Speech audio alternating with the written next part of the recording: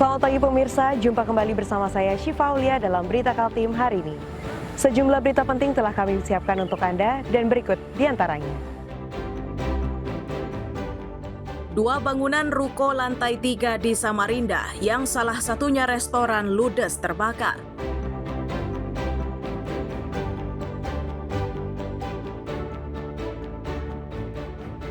Parkir sembarangan, sejumlah kendaraan diderek petugas Dinas Perhubungan Samarinda.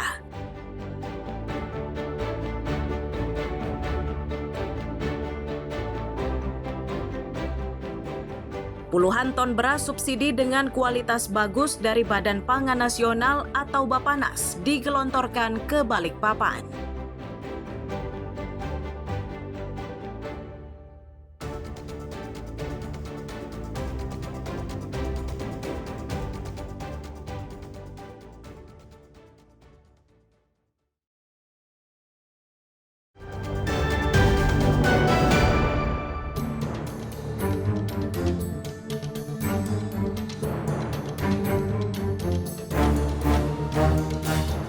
Api yang membakar bangunan berlantai 3 di Jalan Sirat Salman, Samarinda Ulu pada Minggu malam cepat membesar. Kondisi tersebut menyebabkan warga sekitar ikut panik. Menurut warga, bangunan ruko berlantai 3 yang terbakar, salah satunya adalah rumah makan bernama Nasi Bebek Bumbu Hitam. Untuk memadamkan kobaran api, sejumlah petugas dan relawan pemadam dikerahkan. Salah satu teman bermain dari anak pemilik rumah menyatakan saat api mulai berkobar, anak pemilik bangunan tengah bermain PS. Mendengar rumahnya terbakar, ia pun segera pulang. Saat melihat rukonya sudah dilalap api, ia pun tak lagi bisa menahan sedih. Lagi main PS, terus tiba-tiba gimana? Dia ditelepon mamanya, katanya rumahnya kebakaran. Oke. Tiba-tiba kebakaran, dia tahu, ngelihat rumahnya kebakaran. Oke, sampean posisi dekat nggak dari PS ke sini? Dekat, terus lihat posisi ke sini tadi gimana sudah? Udah, apinya udah gede, udah kebakar. Di lantai berapa? Lantai, semuanya udah dari atas sampai bawah udah kebakar. Semua lah tadi, udah kebakar semua dari atas. Udah kebakar. Ini tempat apa sini? Ini Rumah makan? yang lantai 2 rumahnya. Oh, lantai 2 rumahnya. Yang bawah jualan-jualan tempat makan. Oh gitu sama ya. kosmetik. Petugas menyatakan upaya pemadaman berjalan lancar karena sumber airnya cukup. Ada 2 unit ruko berlantai 3 yang hangus terbakar. Untuk lantai dasar dijadikan warung makan, konter ponsel, toko plastik, dan kosmetik. Sedangkan di lantai 2 dijadikan kafe. Ini pagaran ruko, kalau kita lihat tadi itu ada 4 pintu lantai 2 ditambah dengan di atas tuh kayaknya kafe itu, tempat-tempat anak-anak muda ngumpul itu. Berarti 3 tingkat? 3 tingkat. Ya. Ada yang terdampak, Pak? Yang dampak 1 yang ruko sebelah kanan, pojok tadi ya. Terdampak. Ada kesulitan semuanya dengan kosong juga ya? Ya, Sudah kosong ya? iya sudah tutup tadi itu. Ada kesulitan saat pemadaman, Pak? Ya, Ada kesulitan saat pemadaman? ya ini kembali karena memang posisi kita di tengah jalan dan air juga agak mudah. Jadi agak cepat juga kita penanganannya itu, nggak sampai 1 jam, alhamdulillah. Setelah berupaya hampir 1 jam, kobaran berhasil dipadamkan. Sejauh ini penyebab kebakaran belum diketahui dan Dinas Damkar menyerahkannya ke polisi untuk diselidiki. Amir Hamzah melaporkan dari Samarinda, Kalimantan Timur.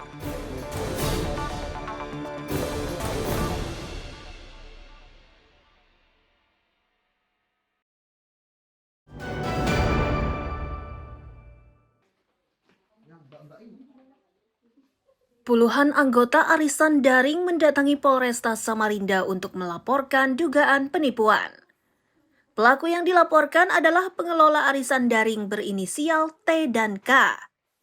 Perwakilan korban mengatakan pelaporan dilakukan setelah janji pengembalian dana dari pelaku tidak terwujud. 20 orang yang mengaku sebagai korban dan melapor ke polisi mengaku nilai kerugian bervariasi dengan nilai rata-rata di atas 25 juta rupiah per orang. Jadi kami di sini mewakili teman-teman member arisan online yang dimiliki oleh saudari T dan saudari melaporkan karena dari mereka berdua tidak ada kejelasan untuk pengembalian dana yang dijanjikan. Saya mewakili teman-teman 20 orang. Untuk kerugian sendiri itu berapa? Saya pribadi dirugikan sebesar 25 juta. Sama rata dengan Beda-beda variatif. Sementara 4 korban yang diwakili oleh kuasa hukum mengaku kerugian yang dialami akibat arisan daring ini mencapai 1,1 miliar rupiah. Dalam laporannya, para korban mengajukan sejumlah tuntutan mulai penggelapan, penipuan, informasi dan transaksi elektronik atau ITE hingga tindak pidana pencucian uang atau TPPU. Untuk saat ini kita laporan dugaan terkait dengan penipuan, penggelapan, dan pemberitaan secara media sosial.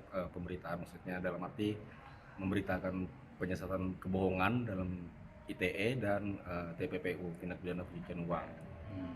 Berapa tadi total kerugian? Kalau total dari klien saya 4 orang ini sekitar 1,1 miliar. Usai melapor, para korban menunggu reaksi dari polisi. Mereka berharap proses hukumnya segera berjalan agar pelaku bisa mempertanggungjawabkan perbuatannya. Iswanto dan Amir Hamzah melaporkan dari Samarinda.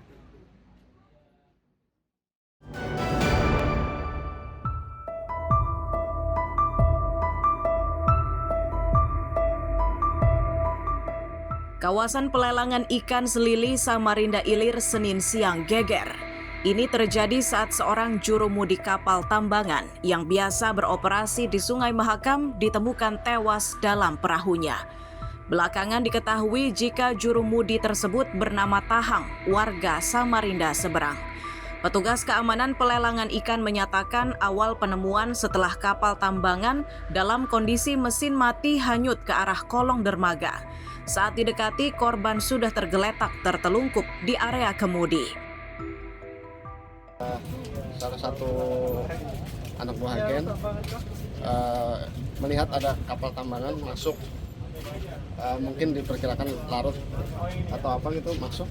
Ternyata begitu dilihat ke bawah sudah kaku. Sudah kaku ya? Ya. Berarti informasinya ada mayat. Ada mayat ya? Jenis kelaminnya? Laki-laki lah. Polisi yang tiba di lokasi penemuan secepatnya melakukan olah tempat kejadian perkara atau olah TKP. Dari kegiatan tersebut, polisi tidak menemukan indikasi kekerasan. Saat pertama ditemukan, pria ini berada dalam posisi tertelungkup di depan kemudi. Jadi setelah dicek, korban sudah meninggal. Untuk rekan-rekan anggota PPI menghubungi relawan dan Inavis. Untuk jenis kelamin dan posisi ditemukannya di mana, Bang? Untuk jenis kelamin almarhum laki-laki sekitar umur 60 sampai 62 tahun.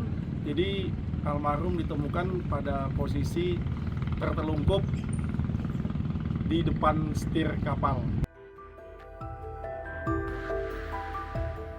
Pihak keluarga yang tiba di lokasi penemuan menolak dilakukan visum lanjutan. Mereka membawa jasad tersebut ke rumah duka dengan menggunakan kapal tambangan.